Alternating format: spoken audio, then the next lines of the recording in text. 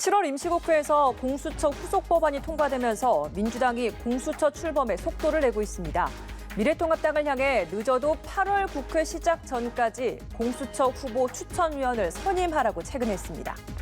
통합당은 늦어도 8월 국회 시작까지 추천위원을 선임하여 법적 책임을 다하시기 바랍니다. 그렇지 않으면 민주당은 공수처 출범을 위한 다른 대책을 세울 것을 분명하게 말씀드립니다. 네, 여기서 이해찬 대표가 말한 다른 대책은 공수처법 개정을 의미하는데요. 야당 추천위원 2명이 반대하면 공수처장을 추천할 수 없도록 한 법을 바꿔서라도 공수처를 출범시키겠다는 겁니다. 통합당은 헌법재판소의 위헌 심판 결과가 우선이라는 기조를 유지하고 있는데요. 오늘 이 시간 현근택 더불어민주당 법률위원회 부위원장, 조청래 전 미래통합당 여의도연구원 부원장 모시고 양측의 입장을 들어보겠습니다.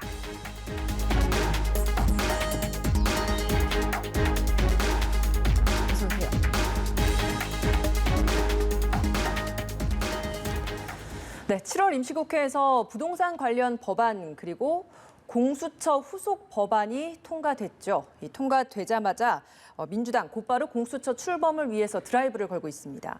영상 구성을 통해서도 이해찬 대표의 발언을 들으셨습니다만 18일까지, 그러니까 8월 임시국회가 시작되는 18일 전까지 후보 추천위원을 좀 선임해달라라는 요청을 한 상황입니다. 그러면서 다른 대책을 세울 가능성까지 좀 시사를 했거든요. 그 다른 대책이라는 것 실제로 그러니까 법 개정을 할 가능성까지 염두를 해두고 한 발언이라고 봐야 되는 겁니까? 저는 뭐 가능성을 열어놨다라고 보는 게 맞는 것 같습니다. 왜 그러냐면 다 아시다시피 7분이 추천위원인데 그중에 6명이 찬성해야 되거든요. 그중에 이제 어쨌든 2명은 야당의 몫인데 예. 만약에 2명이 만약에 추천을 안 들어오거나 반대를 하면 없는 상황이에요. 근데 지금은 추천 자체를 안 하고 있죠. 일단 구성을 해야 되거든요. 구성을 해야 그다음에 후보자를 올리고 거기서 찬생반대 토론이 이루어지는데 지금은 추천을 자체를 안 하고 있으니까 그러니까 어떤 거랑 좀 비교해 봐야 되냐면 사실은 이 공수처라는 게 상설특검하고 비슷합니다. 근데 우리 상설특검법도 다 이렇게 비슷하게 돼 있어요. 법원, 검찰, 변호사단체하고 그다음에 여야에서 추천하는 식으로 돼 있는데 상설특검법에는 과반 찬성으로 돼 있습니다. 7명 중에 4명 찬성으로 돼 있어요. 그러니까 물론 7명 중에 6명 찬성을 둔 이유는 야당의 의견을 반영하라는 취지인데 만약에 위원 추천 자체도 안 한다 그러면 이거 어쨌든 법은 7월 15일부터 시행하게 돼 있는데 추천 자체도 못 하는 거거든요. 본다 그러면 좀 일단은 야당을 좀 압박하는 취지도 있지만 만약에 안 되면 어떤 방식으로든지 간에 뭐 법을 개정할 가능성도 열어뒀다라고 보는 게 맞는 것 같습니다. 예. 부원장께서는 이해찬 대표의 이 발언 어떤 배경에서 나온 거라고 보십니까? 애초에 이런 의도를 가지고 있었던 거죠. 지금 민주당 법제사법위원회 간사인 백혜련 의원이 공수처 3법을 할 때 운영규칙에 교섭단체를 변경 지목해서 추천을 받는 내용을 넣었다가 뺐지 않습니까? 그 이후에도 백혜련 간사가 통합당이 응하지 않으면은 법을 개정할 수 있다라는 취지의 말을 며칠 전에 했었고요. 그 연장선상에서 지금 이해찬 대표께서 하신 거기 때문에 제가 볼 때는 예상국회 넘어가기 전에 8월 국회든 정기국회든 법률 개정에 민주당이 기존의 방식대로 압박하는 방식으로 나설 거다 이렇게 예상합니다. 그럼 통합당은 어떤 입장인가요? 통합당은 처음부터 일관된 입장입니다. 헌법재판소에 지금 위헌 심판 청구를 해놨고 법원에다가 공수처법 효력 정지 가처분 신청을 해놨으니까 그 둘 중에 어떤 게 받아들여지든지 가처분 신청이 받아들여져도 법률의 효력이 상당 부분 뒤로 밀리게 돼 있으니까요. 그 입장을 지금 그대로 유지하고 있습니다. 그러면서도 추천위원 선임을 하는 현실적인 방안도 고려를 하고 있다. 이런 이야기도 있던데 실제로 좀 이 부분에 있어서는 당내에서 목소리가 좀 어느 정도인 건가요? 당내에서 목소리 크게 낼 수 있는 입장은 아니고요. 추천위원 2분을 당에서 마음을 먹고 한다는 건 시간상으로 그렇게 어려운 문제는 아니니까 원내 지도부에서 여러 가지 가능성을 염두에 두고 수를 계산하고 있을 겁니다. 네, 그런 맥락이라고 봅니다. 통합당은 계속 같은 입장이 유지되고 있는 것 같거든요. 그러니까 헌재 판단을 기다린다는 건 그동안 여러 번 얘기가 나왔지만 입법부의 역할을 방기하는 거죠. 우리가 어떤 법을 해서 시행을 할 때 재판 결과 기다리지는 않거든요. 그러니까 법원에서야 민사재판 할 때 형사재판 결과 기다린다 이런 얘기 하지만 입법부에서 그런 일은 없고요. 거의. 그다음에 이게 위헌이라는 것도 또 주장도 타당하지 않습니다. 왜냐하면 지난번에 기억하다시피 이 사보임에 대해서 권한쟁의 심판 기각됐었거든요. 그러니까 절차상 문제 없는 것이고, 그다음 내용상도 뭐 어느 헌법 기관에 속하지 않는다 그러는 건데, 뭐 국회에서 결의한 거를 헌재에서 위헌 때릴 가능성은 별로 없다고 보는데, 저는 뭐 두 가지 여러 가지, 그러니까 저도 아까 말씀하신 것처럼 운영 규칙으로 바꿔가지고 야당이 갖고 있는 추천권을 뺏을 수는 없어요. 왜냐하면 그거는 법 밑에 있는 거니까 운영 규칙은. 근데 아까 제가 언급한 것처럼 결의 방법. 7명이 6명 하는 거는 분명히 야당의 의견을 반영하기 위한 거거든요. 근데 지금처럼 사실은 미래통합당은 이 공수처 자체에 반대하는 거예요. 그러니까 어차피 추천을 안 할 가능성이 많죠. 그러면 이 구성 자체가 안 되는 거예요. 그럼 그렇게 어떻게 할 것인가? 저는 뭐 논의를 해봐야 되는데, 저는 뭐 개인적인 의견입니다. 당의 입장은 아닌데요. 7명 중에 5명 찬성 정도면 과반 넘는 거거든요. 그렇게 못할 이유도 없다라고 봅니다. 알겠습니다. 윤석열 총장의 발언 논란 여전히 거셉니다. 특히 그간 공식 입장을 보이지 않았던 민주당 지도부도 윤 총장 사퇴를 요구하는 발언을 했단 말이죠. 이런 민주당 지도부의 첫 공식 반응 좀 어떻게 들으셨습니까? 일단은 당 차원의 뭐 공식적인 입장은 아니고요. 아마 서른 최고위원의 뭐 개인적인 의견으로 봅니다. 아, 왜냐하면, 그래요? 그러니까 최고위원 회의에서 나온 발언이었는데도 그래도 어쨌든 개인 대변인이나 발언입니까? 뭐 당대표가 얘기하는 건 당의 공식적 입장이라고 볼 수 있죠. 근데 이제 서른 최고가 그동안 어찌 보면 좀 이렇게 조금 더 세게 얘기했던 측면이 있는데요. 왜냐하면 이게 이미 이제 윤석열 검찰총장은 야권의 유력한 대권 후보로 돼 있죠. 그리고 또 임기가 보장돼 있습니다. 그러니까 여당에서 이분을 계속 키워줄 필요는 없다고 봐요, 저는. 그리고 검찰총장이 정치의 중심에 들어오는 건 안 좋은 겁니다. 우리가 큰 틀에서 보면 결국은 정치적 중립성이 중요하잖아요. 그러니까 수사 이외의 다른 내용으로 지금 뭐 정치 논쟁을 필요는 없는데, 물론 저도 이 발언 자체는 잘못됐다고 봅니다. 왜냐하면 예. 독재와 전체주의라는 표현을 주호영 원내대표가 교섭단체 할 때 여러 번 쓰셨어요. 그리고 계속 입법 독재라 얘기하고 있고, 이제 거기에 호응하는 발언인 건 맞거든요.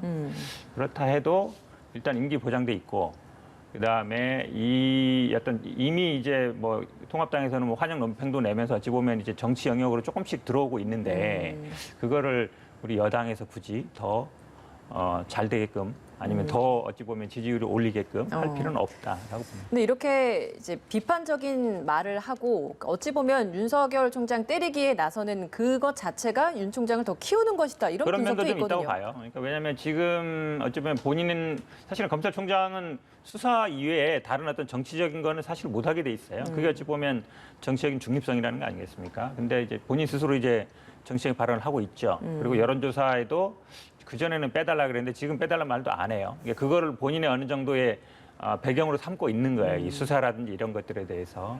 그러면 사실은 뭐 선택하는 게 맞죠. 정치를 할 건지 검찰총장을 할 건지. 제가 봐도 뭐 정치적인 발언을 할 거라면 그만두는 게 맞다고 보는데, 예. 어쨌든 지금 스스로 약간 조금씩 정치 영역으로 들어오 있는 거를 뭐 본인이 결단하기 전에 뭐 여당에서 먼저 정치를 하라, 이렇게 제가 할 필요는 없는 것 같습니다. 네, 검찰총장의 발언에 대해서 입장을 내놓는 건 뭐 통합당도 마찬가지인 것 같습니다. 물론 결은 다른 입장입니다. 그러니까 통합당은 윤 총장 지키기에 조금 더 집중을 하고 있는 것 같거든요.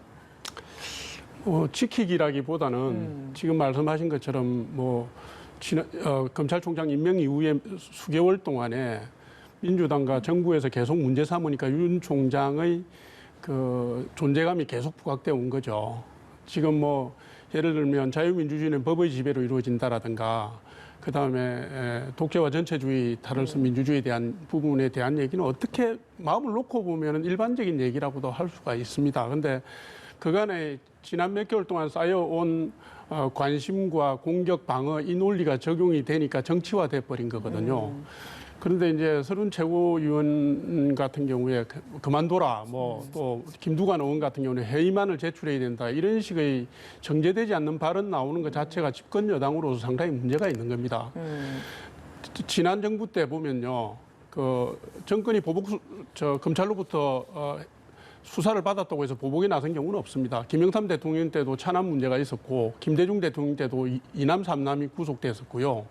노무현 대통령 때도 형이 수사 대상이 되고 문제가 있었지만 검찰을 향해서 이 정도로 압박한 경우는 없거든요. 예. 압박 자체가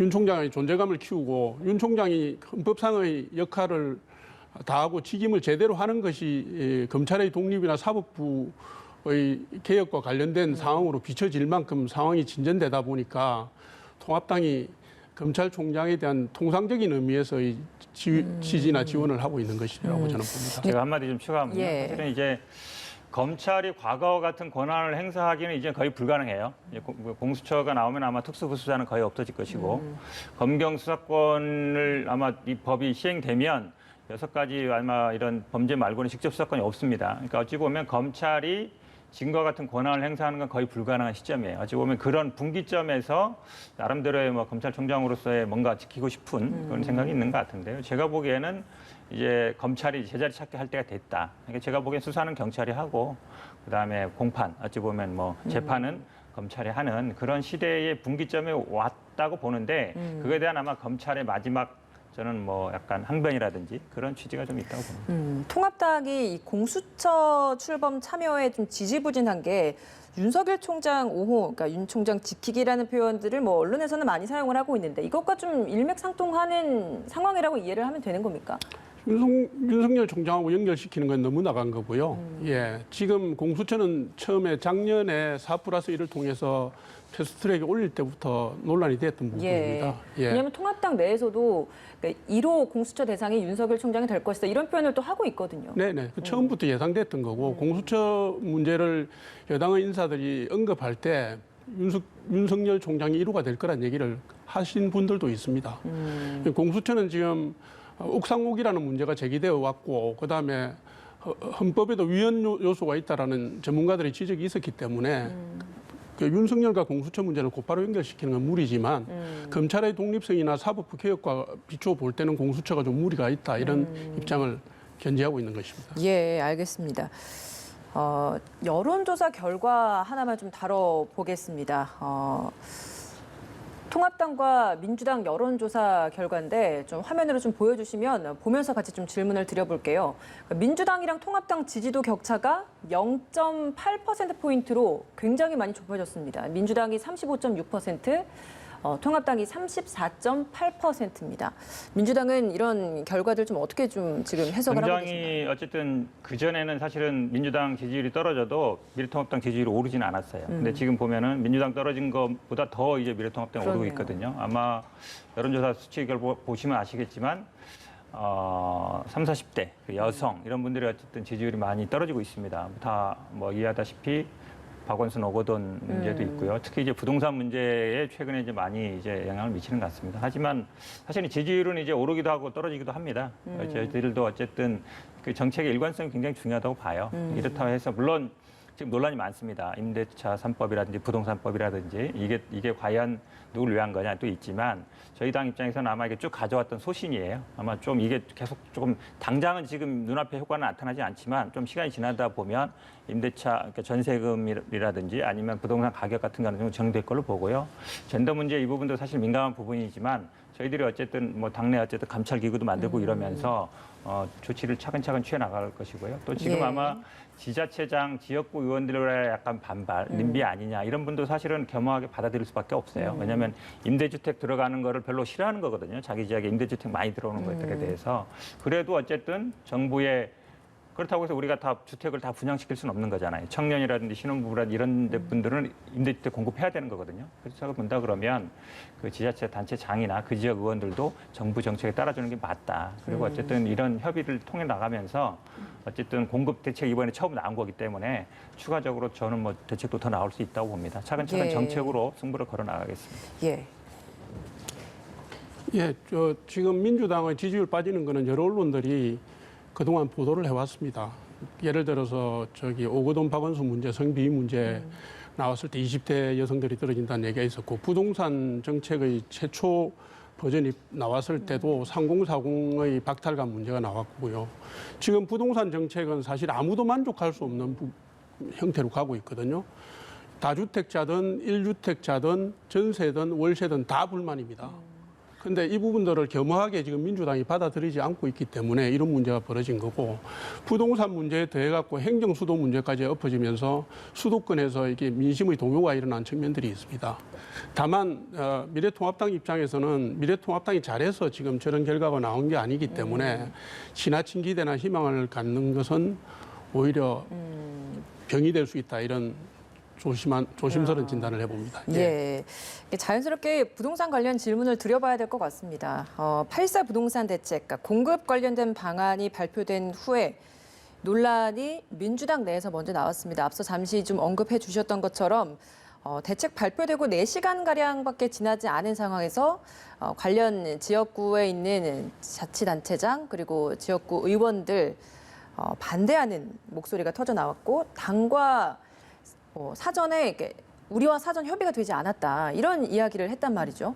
그러니까 이런 부분에 있어서 당과 정부에서는 곧바로 조금 진화를 하는 입장들을 여러 개 발표를 하고 있는데 차차 그러면 이런 식으로 입장을 발표를 하고 나면 좀 진화될 수 있는 상황이라고 보고 계시는 건가요? 썩 좋은 모습은 아니죠. 왜냐하면 정부의 또 대책을 사실은 그동안 이제 공급 대책은 거의 없었거든요. 그러니까 수요를 어찌 보면 좀 제어하는 다들 특자를 제어하는 방향이었는데 처음으로 이제 공급 대책을 내온 건데 어찌 보면 뭐 진짜 있는 땅 없는 땅 다 찾아가지고 이제 했다라고 보는 게 맞거든요. 서울에 뭐 그린벨트 해제하지 않는 한 땅은 없잖아요. 그럼 재개발, 재건축밖에 없는데 그래서 이제 재건축 좀 규제를 완화하고 층수 사실은 35층 갇혀 있었는데 50층으로 올리고 250%를 500% 늘린 거기 때문에 이것도 어찌 보면 굉장히 민감한 부분이에요. 특히 강남 집값을 건드릴 수 있는 부분이었는데 이제 임대주택을 짓겠다고 이제 태릉 골프장이라든지 아니면 뭐 과천이라든지 이런 분들을 이제 했던 것 같은데 저는 뭐 부동산 정책을 하면서 그 지역 단체장이라든지 의원들하고 물론 상의해야 되겠지만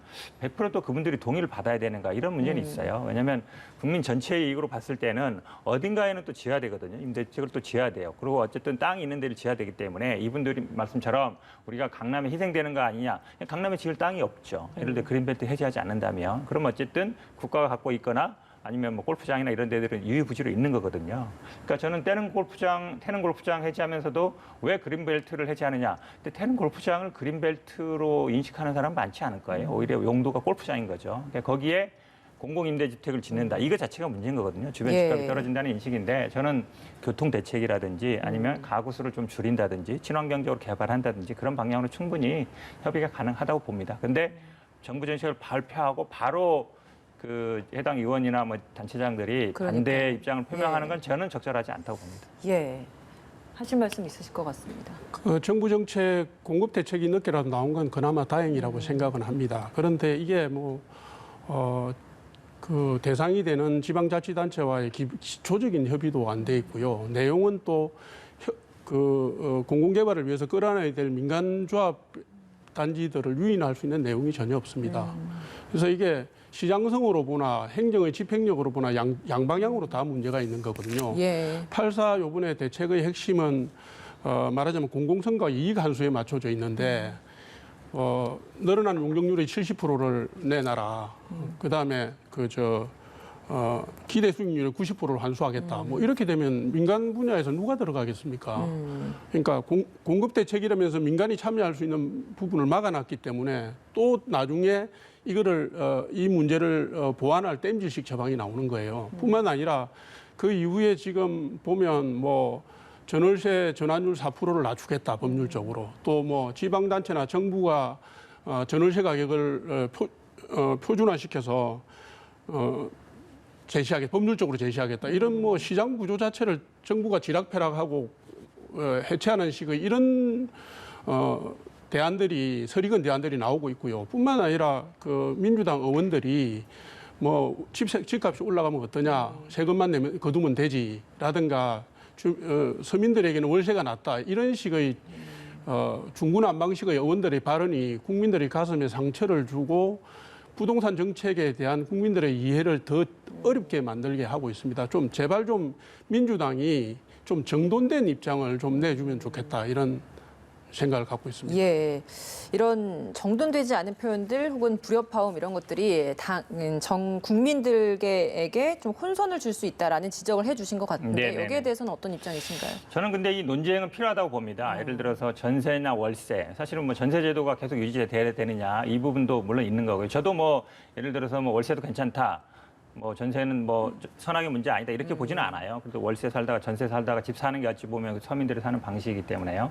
그래도 사실은 그럼 말씀하신 것처럼 전세를 월세로 전환할 때 얼마를 받아야 되느냐, 그걸 뭐 마음대로 할 수 있느냐, 그건 아니라고 봐요. 그러니까 우리나라에서 갖는 집값, 부동산이 갖는 민감성이라는 이거는 어느 정도 들어가 있는 겁니다. 그렇기 때문에 우리가 분양할 때도 마음대로 하지 않고 청약 점수 쌓아서 분양하잖아요. 그러니까 그동안 수십 년간 된 제도인 거기 때문에 말씀하신 것처럼 약간 혼선 이런 부분들은 저는 뭐 약간 건강한 토론일 수도 있다라고 보고요. 저는 뭐 국가와 지자체 간에도 마찬가지고 여야 간도 마찬가지라고 봅니다. 그래서 부동산은 한 정부의 문제는 아니에요. 그러니까 이런 논의는 많이 이루어졌으면 좋겠고 저는 뭐 통합당이 좀 더 대안을 냈으면 좋겠다 이런 생각이 들어요. 그러니까 예. 지금은 이제 반대만 하고 있잖아요. 예를 들어서 뭐 그린벨트를 어떻게 하자든지 아니면 뭔가 어떤 뭐 재개발을 더 활성화하자든지 뭔가 대안을 제시하면서 대책을 내놨으면 좋겠다 이런 생각도 하고 있습니다.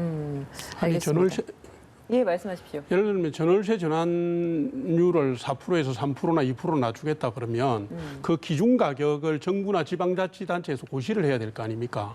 그러면 지자체별로 서울 수도권 지방별로 주택 가격에 대한 일반적인 기준을 산출해야 되는데 이런 식으로 정부가 시장의 집값이라든가 사물의 가격에 정부가 개입하기 시작하면은 행정력으로 감당할 수 없는 상황이 올 수가 있고요. 그다음에 그 과정에서 그 혼란 때문에 서민들이 가슴에 멍이 듭니다. 그 문제 때문에 시장 교란을 걱정해서 드리는 말씀이지. 한 말씀 드리면요. 우리 임대차 보호법에는 다 정하고 있습니다. 우리 아시겠지만 최선순위 보장 같은 게 있어요. 아무리 저당권이 있어도 얼마까지는 보장을 해준다. 이게 또 지자체별로 다릅니다. 그리고 우리 교통요금 지자체별로 정하죠. 그렇다고 뭐라 하지 않거든요. 그러니까 주택 부분에 있어서도 이미 인상률이라든지 전세 월세 전환할 때 뭐 20분의 1 이런 거는 어느 정도 다 기존에 그렇게 하고 있는 거예요. 새롭게 들어온 제도는 아닙니다. 권고지 강제 집행은 아니지 않습니까? 20분의 1 이내에 그러니까 전세 월세 전환할 때 그런 건 이미 그 내에서 지자체 정하게 있는 게 현재 법에도 있습니다. 그러니까 공공성에 지나친 개입에 대한 우려를 말씀해 주셨고 그렇다면 통합당도 적극적으로 좀 대안을 마련하면서 함께 참여를 해라라는 지적을 해주신 이야기로 좀 마무리를 해보도록 하겠습니다. 7월 임시국회 마무리되자마자 수해 지역으로 각 당들이 다 달려가고 있습니다. 통합당 지도부도 삽을 들고 흙을 직접 퍼내는 모습들도 언론에 많이 조명됐었는데 통합당 지도부 아무래도 7월 임시국회를 해보면서 수적인 열세를 체감을 했기 때문에 이제는 좀 민심을 등에 업고 뭔가를 좀 해야겠다라는 의도라고 저희가 봐야 되는 겁니까? 뭐 그런 측면도 있죠. 정치권에서 민생을 챙기는 것은 기본적인 책무고요. 원내 활동이 좀 덜 바쁠 때는 민생 현장에 가서 국민들의 고통도 체감을 하고 공감을 하고 소통도 하고 해야 됩니다. 근데 그간에 지금 미래통합당의 비상대책위원회가 출범한 이후에 사실상 미래통합당 지도부 차원의 민생 활동은 굉장히 예전보다 많이 줄어들었고요. 시장 방문이나 몇 가지 있긴 했지만 국민 눈에 띄지도 않았습니다. 그러니까 지금 미래통합당이 원내에서 할 수 있는 일에 한계가 있으니까 원내외 병행투쟁을 하지 않았습니까? 그런데 원내에서 할 수 있는 것도 사실은 뭐 대중 집회보다는 국민들 곁으로 다가가는 문제니까 제가 볼 때는 연말까지 더 가속될 거라고 봅니다. 국민들이 예. 어느 정도 좀 호응을 해줄까 이것도 좀 궁금하네요. 현재는 뭐 미래통합당이 큰 호소력을 가지기에는 한계가 있는 측면이 있습니다. 그러나 꾸준히 하다 보면 국민들께서 언론 매체를 통해서 알아주실 이해해 주시지 거다. 않을까 생각합니다. 알겠습니다.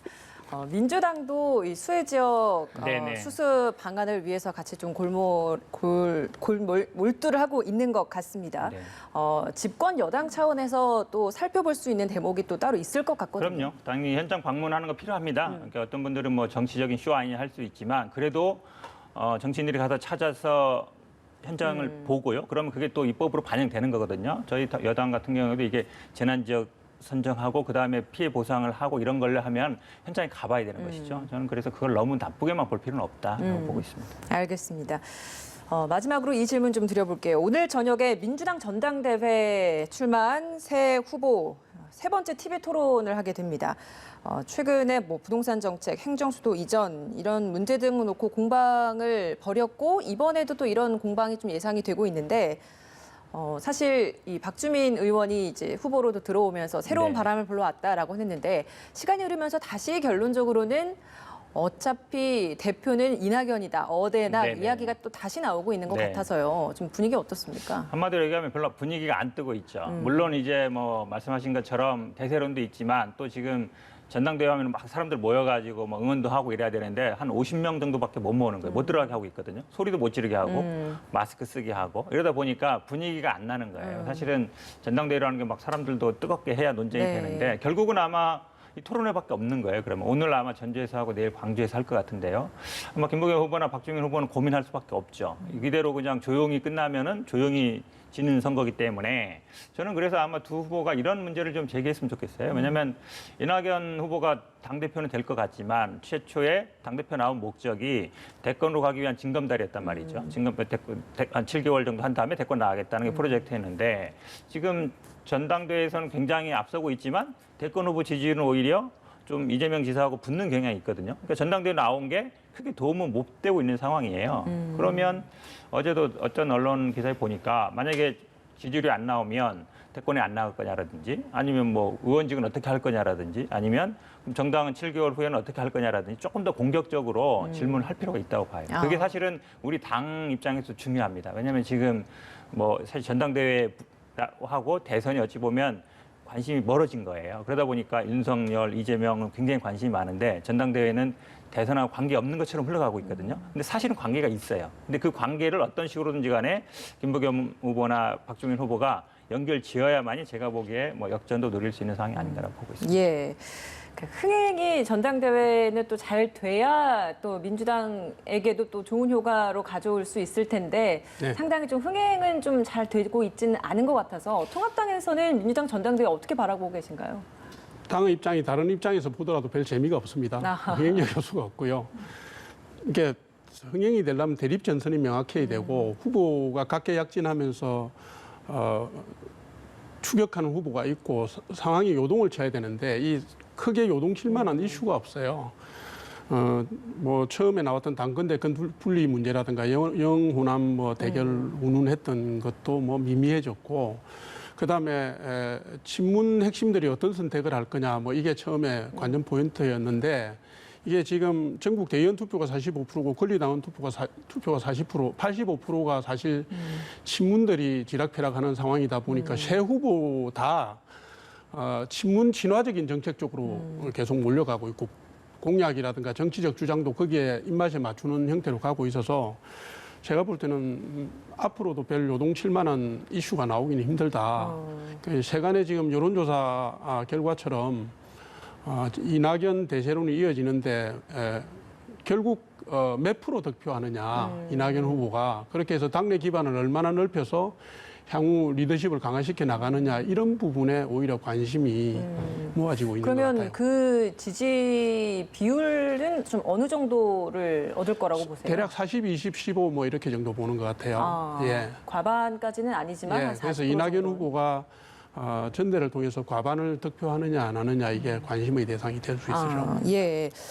이 이낙연 후보가 대표적인 대권 후보잖아요. 민주당 네네. 내에서. 그러니까 이렇다 보니까 이번 전당대회에서도 바라보는 시각들 중에서 다른 후보들 사이에서도 만약에 이제 대표적인 대권 후보를 상처를 입히는 것 자체가 당 차원에서도 좋지 않기 때문에 결국에는 이낙연이 될 것이다. 이런 해석들도 있었는데 이런 요인도 작용을 했을 거라고 그렇죠. 보시나요? 왜냐하면 그런 요인도 있고요. 사실은 전당대회 후유증이라는 게 있습니다. 예전에 보면 전당대회가 아주 치열하게 붙으면 그 다른 쪽 나왔던 분들이나 이런 분들이 굉장히 또 어려움 겪는 거가 있어요. 그 당이 깨지는 경우도 있고 이러다 보니까 조심하는 면도 있거든요. 근데 말씀하신 것처럼 이제 그 사이에서 고민하는 거죠. 그러니까 후유증도 있고 말씀처럼 또 대권 후보인데 너무 우리가 이렇게 다른 후보들이 그러니까 뭐 세게 이렇게 했을 때 또 예. 야당의 공격 빌미도 될 수 있는 것이고 그 지점과 또 이 전당대회 분위기가 너무 안 뜨고 있는 거 그 사이에서 이제 고민이 되는데 저는 아마 오늘 내일 토론회가 좀 분기점이 될 거라고 봐요. 왜냐하면 두 후보도 고민 안 할 수가 없거든요. 이대로 그냥 전당대회 끝나는가 마는가 이제 분기점 정도라서 그렇다고 해서 또 너무 세게 할 수도 없고 이제 그 선상에서 아마 적절한 선에서 타협을 볼 것 같습니다.